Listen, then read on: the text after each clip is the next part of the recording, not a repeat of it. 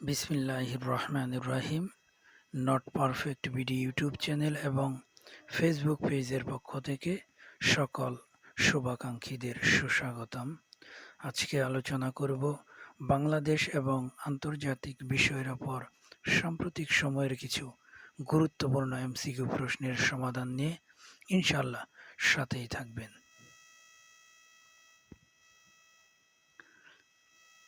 ১. কোন প্রতিষ্ঠান প্রথমবারের মতো যুক্তরাষ্ট্রে made in Bangladesh solar PV module রপ্তানি করেছে? উত্তর বি, ইস্ট কোস্ট গ্রুপের রেডিয়েন্ট অ্যালায়েন্স।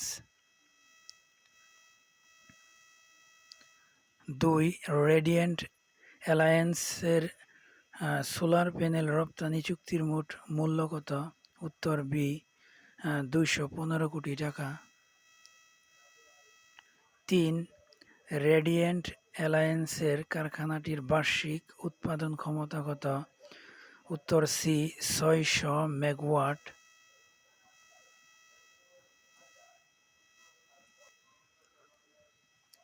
৪. ২০২৫ সালের রাউন্ড ইউনিভার্সিটি র্যাঙ্কিংয়ের উত্তরা ইউনিভার্সিটির অবস্থান কত? উত্তর সি, ৯৪৯তম। ৫. মধ্যপ্রাচ্যে যুক্তরাষ্ট্রের বৃহত্তম সামরিক ঘাঁটি কোন দেশে অবস্থিত? উত্তর বি, কাতার। ৬. আল উদেইদ ঘাঁটিতে কোন মার্কিন কমান্ডের অগ্রবর্তী সদর দপ্তর অবস্থিত?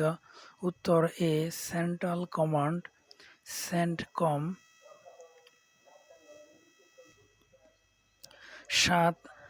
আল উদেইদ ঘাঁটি কত সালে প্রতিষ্ঠিত হয়? উত্তর বি, ১৯৯৬ সালে। ৮. ইরান ও ইসরায়েলের মধ্যে কতদিন যুদ্ধ চলে? উত্তর বি, ১২ দিন। ৯. দেশের প্রথম টিয়ার 4 ক্লাউড প্ল্যাটফর্মের নাম কি? উত্তর বি, এক্সেনটেক ক্লাউড।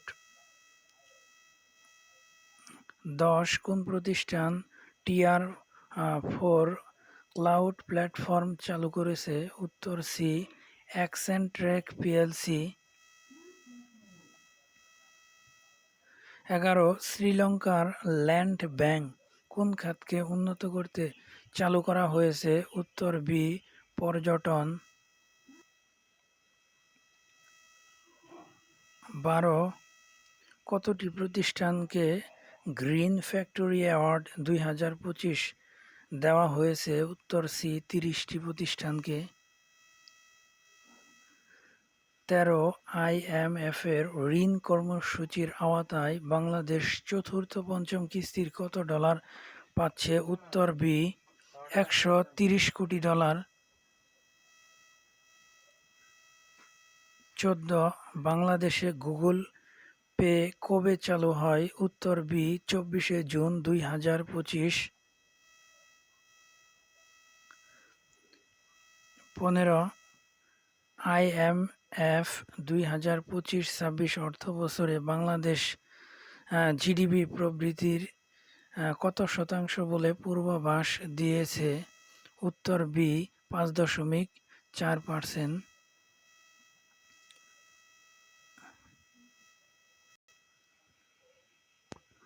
১৬.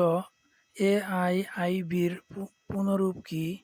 উত্তর A, Asian infrastructure investment bank. ১৭. Bangladesh এআইআইবির মধ্যে বাজেট সহায়তায় কত মিলিয়ন ডলারের ঋণ চুক্তি সই হয়? উত্তর সি, ৪০০ মিলিয়ন ডলার। ১৮. রোহিঙ্গাদের জন্য এডিবি কত টাকা অনুমোদন দিয়েছে? উত্তর বি, ১,০৫৮ কোটি টাকা। ১৯. ইরানে পরমাণু শক্তি সংস্থার প্রধান কে? উত্তর এ, মোহাম্মদ এজলামি। ২০. থিংকিং ক্রিকেটার কার ডাকনাম ছিল? উত্তর ডি, দিলীপ দৌসি। ধন্যবাদ সকলকে সাথে থাকার জন্য।